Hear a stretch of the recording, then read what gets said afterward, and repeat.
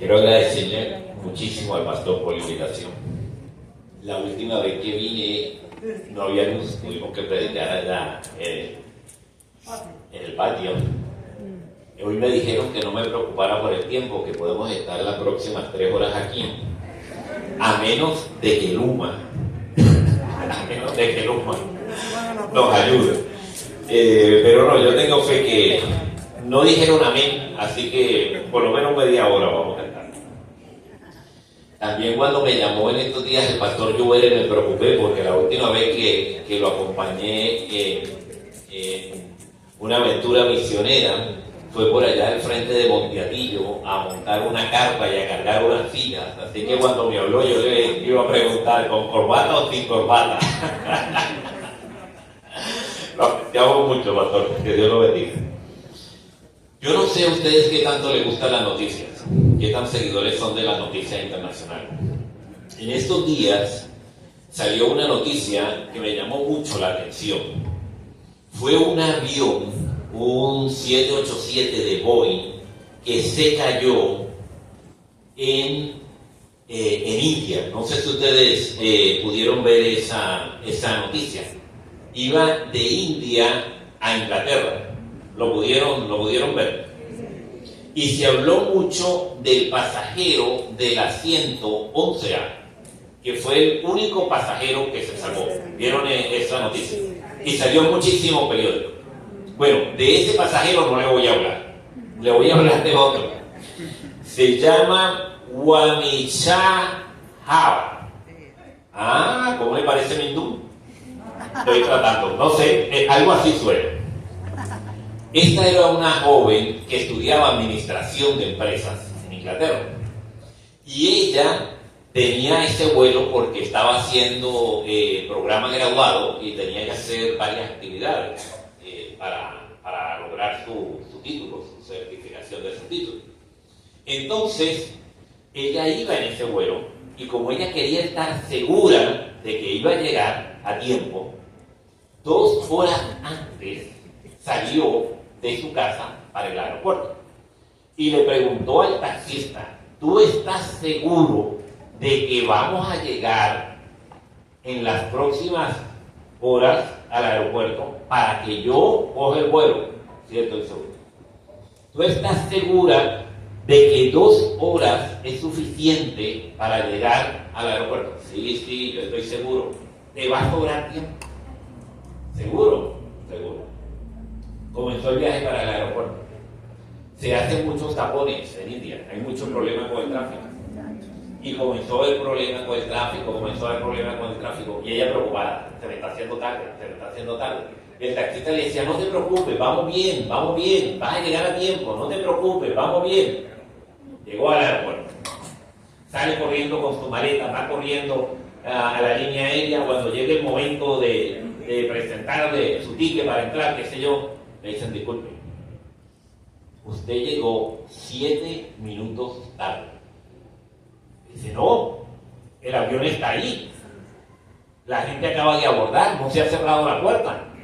Dice, no, la hora para usted abordar acaba de pasar hace 7 minutos, usted no puede viajar. Dice, mire, este pasaje es muy costoso, usted no me puede hacer eso, yo tengo compromiso en Inglaterra. Le dice, su hora pasó y alguien cogió su lugar.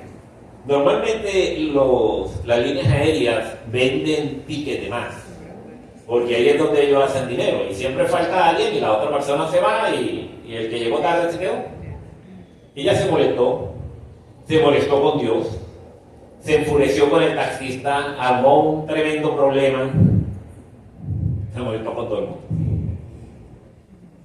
Al rato dice, voy a ir a tomar té, porque a los hindúes les gusta mucho el té, para tranquilizarme, y voy a llamar a la línea aérea para ver si me dan un crédito para coger otro vuelo, porque es muy costoso el pasaje. Y comenzó a llamar, y cuando estaba en ese proceso, alguien le dice, ¿y usted es del vuelo? Y se cayó. Le dice, ¿qué vuelo? Usted era del Boeing 787 que se cayó. Dice, ¿pero de qué me está hablando? Dice, sí, el que salió a tal hora ese Boeing se cayó, murieron todos, menos el pasajero del 11A que él comentaba, y cayó al lado de un edificio donde estudiaban los médicos, era en la residencia de los médicos, y mató a un grupo de médicos, mató a mucha gente, o sea, murieron muchos. Fue una tragedia, ¿no? Ese era su vuelo. Pero alguien cogió su lugar. Usted sabe que nosotros los seres humanos vamos por un viaje milenario. Dice la Biblia que la paga del pecado es muerte. Así que usted y yo estamos condenados a morir. Pero vino alguien que cogió tu lugar. Y ese es Cristo. Y Cristo murió por ti para darte vida eterna. Es un regalo. Dios te regaló la salvación. Tú lo único que tienes que hacer es aceptas o rechazas la salvación. No tienes que hacer más nada. No tienes que hacer más nada. Por mucho tiempo, hay veces, hemos pensado que la salvación es muy costosa. Y lo fue para Cristo, porque dio su vida para lograrlo. Pero para nosotros es un regalo. Tú tienes que tomar la decisión si lo aceptas o no lo aceptas. En el día de hoy vamos a estar hablando un poco de Lucas capítulo 14, versículo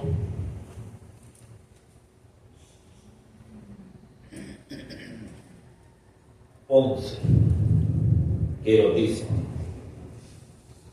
y dijo, un hombre que tenía 2 hijos, y el menor de ellos dijo a su padre: Padre, dame la parte de la hacienda que me pertenece, y le repartió la hacienda. Mire lo que sucede. Esto es una situación bastante interesante. Es una falta de respeto pedirle a un padre que está vivo herencia. Y este joven le estaba pidiendo al padre que le diera su parte de esa herencia. Ahora, ¿cómo se repartía la herencia en los tiempos bíblicos? Si usted ve en Deuteronomio, cuando se habla de la ley de la herencia se dividía en 3 partes. 2 partes para el hijo mayor, parte para el menor. O sea, vamos a pensar, si el papá tenía 11 hijos y el papá tenía 30 millones, al hijo mayor le tocaban 20 millones y a los otros 10 le tocaban 10 millones, o sea, 1 millón a cada uno. Una diferencia abismal. En este caso, como eran 2 nada más, pues al mayor le tocaban 20 millones y al menor le tocaban 10. De todas maneras era bueno. Ahora, hay mucha gente que piensa que esto no era una parábola en sí. Era algo que había sucedido, porque Cristo usaba mucho historias que todos conocían para usarlas de ejemplo para traer una enseñanza espiritual. Así que nosotros debemos verlo dentro del contexto histórico y también debemos verlo como la lección espiritual que nos quiere traer el Señor. Eso pasa mucho, que hay hijos que quieren que el papá les dé la herencia estando con vida. Yo conocí a un pastor que se retiró, vivía en Venezuela. Era una persona muy seria, un hombre de Dios. Y cuando se retiró, montó un negocio pequeño. El negocio comenzó a crecer, le fue muy bien. Y tenía un hijo que se había ido a vivir a Estados Unidos. Y el hijo le decía: mira, papá, envíame todos los chavos que tú puedas, que yo los invierto, porque el hijo presuntamente hacía inversiones y ese tipo de cosas, se dedicaba a eso. Y el viejito le mandó todos los chavos que pudo. Pero a Venezuela llegó el comunismo y el comunismo acabó con todo, y el viejito le tocó salir a un tercer país y salió sin dinero y con un retiro de $5. Y el viejito llamaba a su hijo y le decía, envíame el dinero, porque era bastante dinero, presuntamente había comprado unos apartamentos con el dinero en Miami, o sea que era bastante dinero. Y el hijo siempre le decía, te voy a enviar el dinero, no te preocupes, yo es que en este momento no puedo porque tengo que vender unas inversiones, tengo que hacer algo, te voy a enviar el dinero. Y pasaron como 15 años, el viejito murió y el dinero no cayó. Eso pasa. Ahora, yo veo desde el punto espiritual que nosotros debemos ver esta historia dentro de una controversia filosófica que había en ese tiempo, que todavía queda en la iglesia. Y es que en Hechos 17-18, Pablo habla que él discutía con los epícoros y con los estoicos. Y los epícoros pensaban que uno debería dedicarse a los placeres de la vida, mientras que los estoicos pensaban que uno debería abstenerse de todo, tener una actitud de autocontrol y de resistencia y rechazar, vamos a decir, esos placeres mundanos. Y usted me va a decir, ¿qué tiene que ver esa controversia filosófica con el cristianismo? Pues mire, fíjese, lo que pasa es que en el cristianismo se creó dos corrientes. Una que piensa que somos salvos por la fe y otra que piensa que somos salvos por las obras. Y está basada en estas creencias filosóficas. Y en ese momento que Jesús está contando la historia, hay una gran controversia entre los publicanos y los fariseos. Porque los fariseos pensaban que el cielo se ganaba por las obras. Por eso cuando ellos oraban, decían, Señor, se paraban en la mitad y decían, Señor, te doy gracias por ser judío, por ser hombre y por ser fariseo. Mientras que el publicano, dice la Biblia, que estaba al final del templo allá escondidito y decía, Padre, sé propicio de mi pecador. Sé propicio de mi pecador. Entonces, dentro de esta controversia es que se va desarrollando esta historia.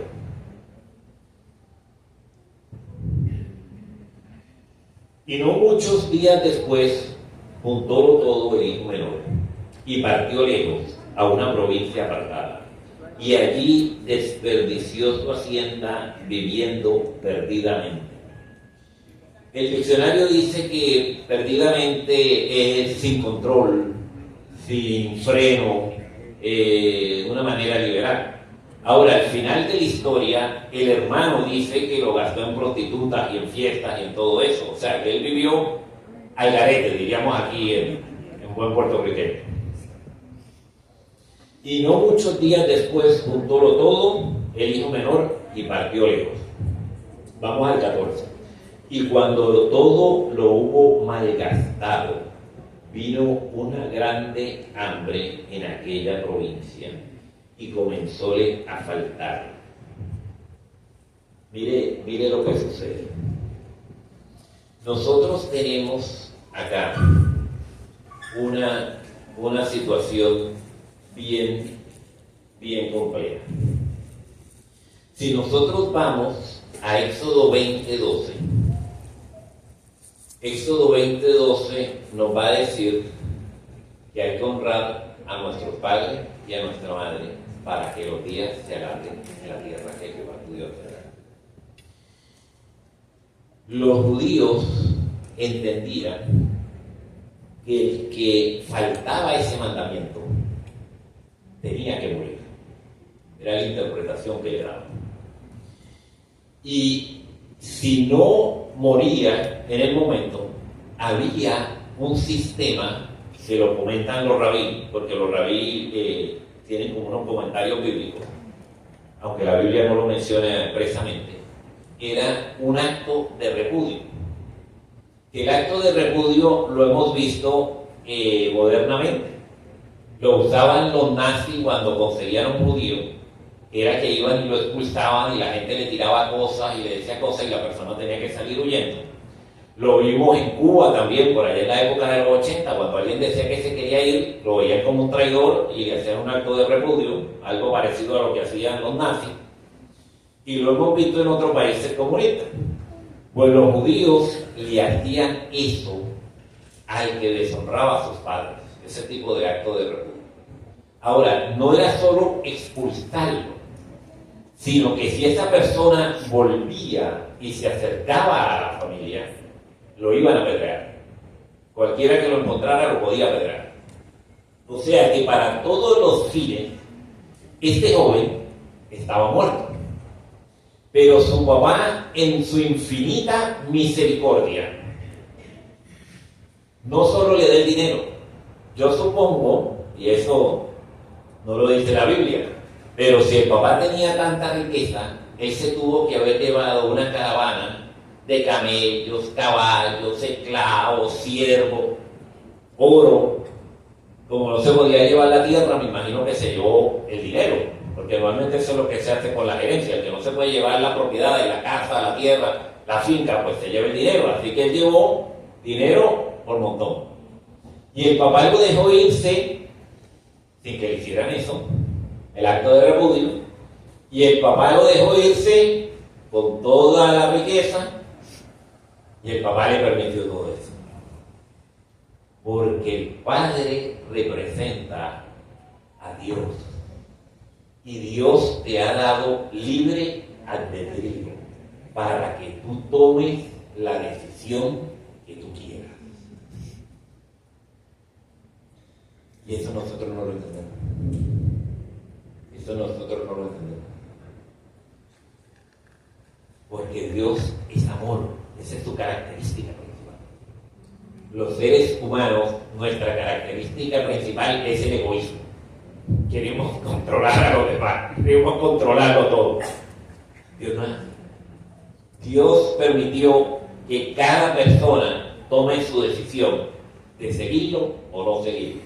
El padre de la parábola permitió que sus hijos tomaran su decisión. Y ahí se fue a vivir la vida loca. Volvemos.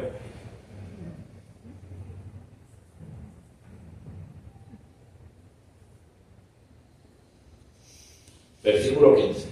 Y fue y se llegó a uno de los ciudadanos de aquella tierra, el cual le envió a su hacienda para que apacentase los puercos. Si usted ve Levítico 11:7, el puerquito es un animal inmundo.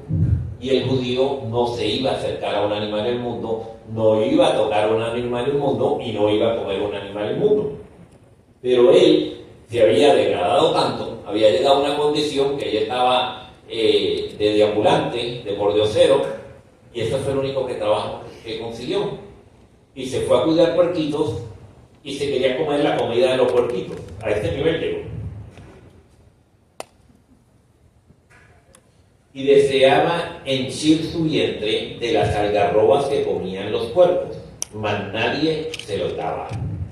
Y volvió en sí y dijo: ¿cuántos jornaleros en la casa de mi padre tienen abundancia de pan, y yo aquí perezco de hambre?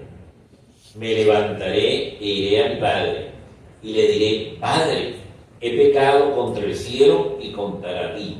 Ya no soy digno de ser llamado tu hijo, hazme como uno de tus jornaleros. Y levantóse y vino a su padre, y como aún estuviese lejos, viólo su padre y fue movido a misericordia. Y corrió y echóse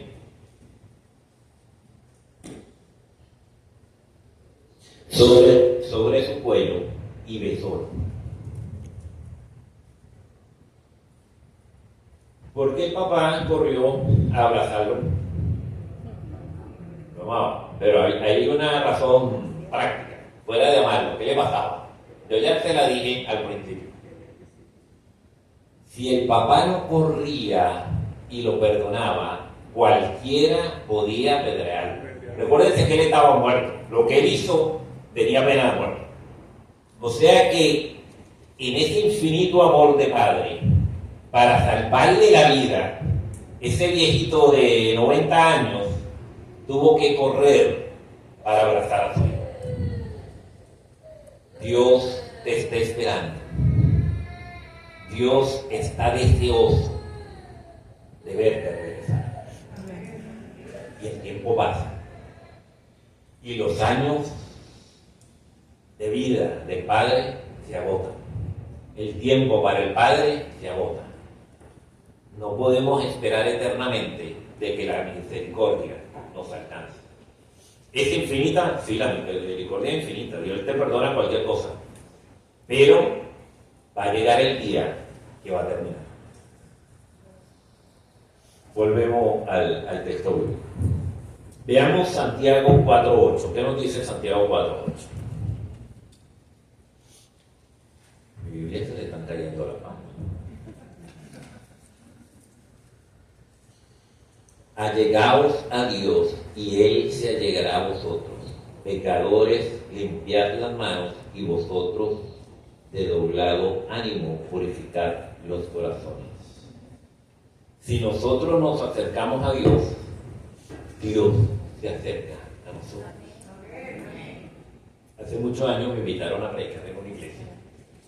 Y entonces, quien me iba a presentar era la directora de escuela sabática, una hermana. Y la hermana comienza a hablar conmigo y me pregunta, oye, ¿y tú dónde has vivido? Y yo digo, bueno, yo he vivido en tal lugar, porque como mi papá era pastor, uno va a muchos lugares, ¿no? Yo estaba en tal lugar. Yo también estuve en tal lugar, yo conozco tal lugar, y un montón de sitios. Y yo, wow. Yo digo, hermana, ¿y en qué trabaja usted? Porque me estuvo raro, porque el caso de mi papá era porque le tocaba, pero ¿y usted qué hace? Me dice, bueno, es que yo soy prostituta. Era prostituta. Hermana, disculpe, pero yo no entendí. Así de que yo era prostituta. Hermana, perdón, yo de por sí que no veo mucho y escucho poco también. ¿Cómo me dijo? Me dijo, sí, esas damas que por dinero se van con los caballeros. Hermana, ¿le puedo dar un consejo? Sí, dígame. Por favor, no cuente su testimonio. Olvídese de eso. Dios echa los pecados a lo profundo del mar. No hable de eso. Dice, pero, dice, hermana, yo conozco esta iglesia. Esta iglesia vive hablando que Juanito se fumó su primer cigarrillo en la academia hace 60 años. Así que no hable de esto, por favor. Dios te perdona lo que sea. Siempre que tú vayas a Él, como dice Santiago, Él va a venir. Porque Dios te está esperando. Dios es amor y misericordia. Los obstáculos los ponemos nosotros. Los problemas los ponemos nosotros. Las excusas las ponemos nosotros. Y las críticas a los demás las ponemos nosotros, no la pone Dios. No la pone Dios. Seguimos. Mas el Padre dijo a sus siervos: sacad el principal vestido y vestidle, poned un anillo en su mano y zapatos en sus pies. Mire esto. Ustedes se recuerdan en Génesis 41-42, cuando Faraón nombra a José, ¿qué es lo primero que dice? Como gobernador de Egipto. Me le cambian la ropa, me le ponen el anillo. ¿Por qué? ¿Por qué? El anillo era la firma, el sello. Yo no sé cuántos ustedes le han dado a sus hijos. Cuando yo era pequeño, no sé si ustedes se recuerdan de eso, cuando uno tenía cierta edad, lo llevaban al banco para hacer una cuenta. Y entonces las cuentas eran de cheques. Y entonces uno firmaba para firmar los cheques. Y esto era algo que uno se sentía grande ya, porque podía firmar un papelito. Ahora no, ahora ustedes a sus hijos le dan la Black Card, ¿verdad? La tarjeta negra sin límite para que los muchachos puedan disfrutar. Sí, yo espero un momento. Bueno, pues ese era el anillo. Ese era el anillo. Ese voto de confianza de que ahora él podía hacer contratos, podía hacer compromisos, le dio el anillo. Y la túnica, bueno, la túnica del rey, del pater familia. Hay un concepto importante que se ve bien en la cultura romana, pero se parece a ellos. Los romanos tenían un concepto del pater familia, que era como el jefe de la tribu, como el patriarca. Entonces, todos los que estaban en la familia dependían de él y tenían que seguirlo a él. Y ese jefe, ese patriarca, podía vender a los hijos como esclavos y podía matarlos si ellos desobedecían. Esa era la cultura. Por eso es la importancia de ver la diferencia de este padre que cuenta la parábola con los padres normalmente en esa época, en esa cultura. ¿Qué nos dice Isaías 61:10? Vamos a ver.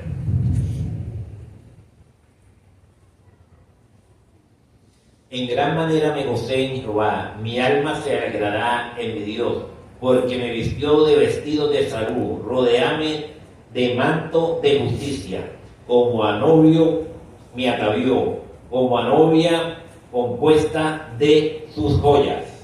Eso es lo que hace Dios con nosotros, y esto fue lo que hizo el padre de la parábola con su hija.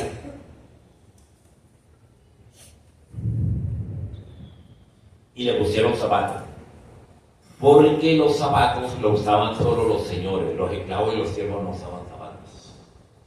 Y él llegó como un mendigo, lleno de harapos, con su traje todo roto, descalzo. Venía de cuidar los porquitos, imagínense. Lo había perdido todo. Yo no sé, yo me imagino lo mal que se sentía ese muchacho. Ustedes se han dado cuenta que Dios les da a sus hijos montones de talentos. Montones de talentos. Y Dios le da la libertad para que use los talentos como uno quiera, como cada cual decida. Yo no sé si ustedes se han dado cuenta que los cantantes famosos más grandes, como Elvis, como Michael Jackson, como toda esa gente así, comenzaron cantando en la iglesia. Dios les dio un talento tremendo, no se puede negar, pero en algún momento de su vida decidieron utilizarlo para nada. Fue la historia de este hijo pródigo. Dios le dio todos los talentos posibles y él decidió utilizarlo de cualquier manera, derrocharlo, botarlo. Y entonces la pregunta sería, ¿y qué estamos haciendo nosotros con nuestro talento? ¿Cómo lo estamos utilizando? ¿En bendición para la iglesia, en bendición para Puerto Rico? ¿O simplemente no lo usamos? ¿O lo derrochamos y lo usamos de forma negligente? Volvemos a la Biblia. Y su hijo mayor estaba en el campo, el cual como vino y llegó cerca de casa, oyó la sinfónica, toda una orquesta, algo bien preparado. Y las danzas, estaban bailando también. Y llamando a uno de los criados le preguntó, ¿qué era aquello? Y él le dijo, tu hermano ha venido y tu padre ha muerto el becerro grueso, por haberle recibido salvo. Entonces se enojó y no quería entrar. Y salió por tanto su padre y le rogaba que entrase. Mire esto está tremendo. Yo pienso de que él llegó más o menos en la mañana, como 10 de la mañana, algo así. Y usted me va a decir, ¿por qué? Yo le digo, porque si el hermano vino al final del día, cuando terminó de trabajar en el campo, tendría que ser en la tarde, tardecito. Entonces, para usted matar el becerro más grande que está preparando para la fiesta más grande, para usted conseguir la orquesta, para usted comenzar la sinfonía, para usted preparar toda esta comida, para hacer tremenda fiesta, usted necesita varias horas. O sea, esto fue la preparación del día. Y cuando estaba la fiesta en su máximo esplendor, llegó el aguafiestas. No le gustó al hermano. Le dice, este sinvergüenza que se gastó los 10 millones que le diste, ahora se va a gastar los 20 míos. No, de mi maíz ni un grano. Oye, eso suena así más o menos como nosotros hablamos. De mi maíz ni un grano. Esa es nuestra naturaleza, somos egoístas. A él no le dio gozo de llegar al hermano. Él pensaba que se había ganado el cielo por sus obras, por su sacrificio, porque él había guardado el mandamiento de su padre. Y después de tanto sacrificio, después de tanto esfuerzo, que venga un sinvergüenza a coger mi bendición, no puede ser. Pero el padre lo ve de otra manera. Para el padre, sus hijos son iguales. Para el padre, él ama a sus hijos igual. Y él va a hacer todo lo posible por salvarlos a los dos. Y Dios hoy está haciendo todo lo posible por salvarte. Amén. Seguimos. Mas él respondió y dijo a su padre: he aquí tantos años de sirve, no habiendo traspasado jamás. ¿Vieron esa palabra? Esas palabras absolutas son peligrosas, ¿saben? Jamás tu mandamiento. O sea que él era fariseo, de los que decían siempre guardado la ley. Siempre. Y nunca, otra palabra, me ha dado un cabrito. O sea que el padre no le daba nada a él. El padre le daba el sustento, el padre le daba la vida, el padre le daba todo y él decía, mira, el padre no me ha dado nada. Le daba la salud, el padre no me ha dado nada. Para gozarme con mis amigos. Mas cuando vino tu hijo, que ha consumido tu hacienda por rameras, has matado para él el becerro grueso. ¿Qué cosa?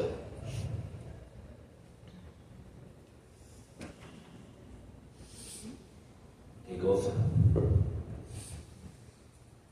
Por eso yo le decía cuando comenzamos a hablar que la salvación es un regalo. Y nosotros nos cuesta entender.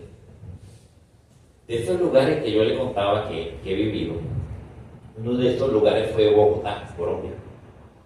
Bogotá, Colombia tiene una montaña donde hay una iglesia arriba. Y es un lugar turístico. La gente sube con teleférico, sube con un funicular, pero también hay unas escaleras. Y una de las cosas que yo recuerdo de niño es que la gente subía de rodillas por esas escaleras, duraba horas, para llegar a la iglesia que estaba arriba, porque ellos pensaban que de esa forma ganaban el cielo.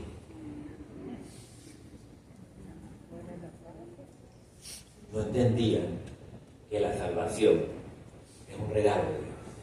No lo entendían. Y volví, yo creo que como 40 años después. Y ya se me había olvidado. Y vi gente de rodillas. La gente no entiende el regalo de la salvación.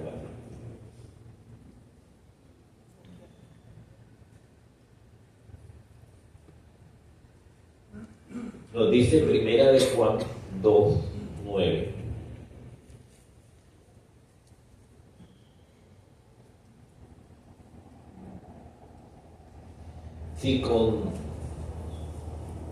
Si confesamos nuestros pecados, Él es fiel y justo para que nos perdone nuestros pecados y nos limpie de toda maldad.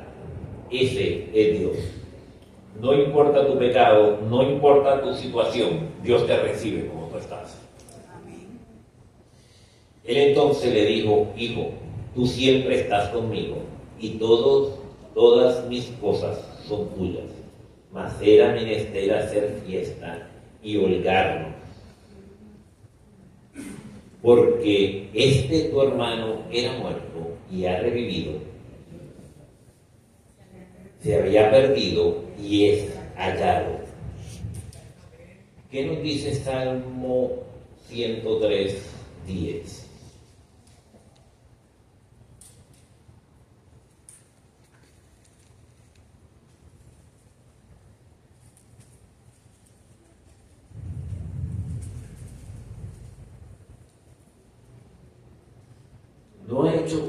No ha hecho con nosotros conforme a nuestras iniquidades, ni nos ha pagado conforme a nuestros pecados, porque como la altura de los cielos sobre la tierra, engrandeció su misericordia sobre los que le temen. Cuando está lejos el oriente del occidente, hizo alejar de nosotros nuestras rebeliones. Como el Padre se compadece de sus hijos, se compadece Jehová de los que le temen. Amén. Ese es Dios con nosotros. Infinita su misericordia.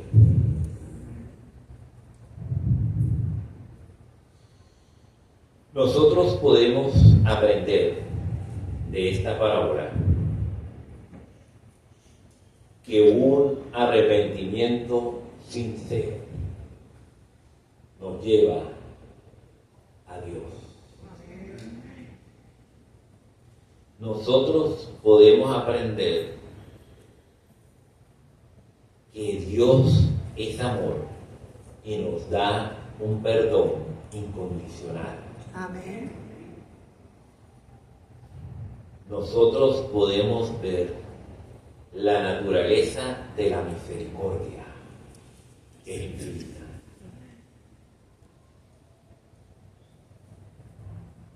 Nosotros debemos tener mucho cuidado con la soberbia y los celos, que era el problema del hermano mayor. Nosotros podemos ver en esta parábola que hay personas que piensan que pueden cumplir sin el corazón, solo por seguir las instrucciones o las normas. Nosotros podemos aprender que Dios nos da libertad con responsabilidad. Y ahora yo tengo que preguntarle, ¿hay alguien aquí que quiere volver a su padre?